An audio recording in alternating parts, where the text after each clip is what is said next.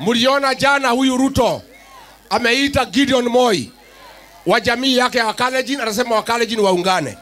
Mimi nikiita nyinyi anasema sisi ni wakabila. Si ndio? Wakalenjin wakishikana ni umoja wa kimataifa. Watu ya Mlima tukishikana anasema ni ukabila. Anafikiria sisi ni wajinga. Na mimi niseme mtu yeyote anatumiwa na Ruto kugawanya Mlima ni adui ya Mlima Kenya. Neguo ito. Modo wothe orahothera Ruto kugania kirima netho ito neguo. Na watu wanatumiwa na Ruto. Wewe gavana wa Iguru, wewe Karinda, kwani nyinyi hamuna akili?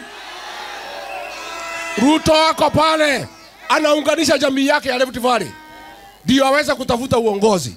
Mimi nasema hapa tuungane. Si mimi niliungana na Martha Karua, si tumeungana na JB Muturi, si tumeungana na Linturi.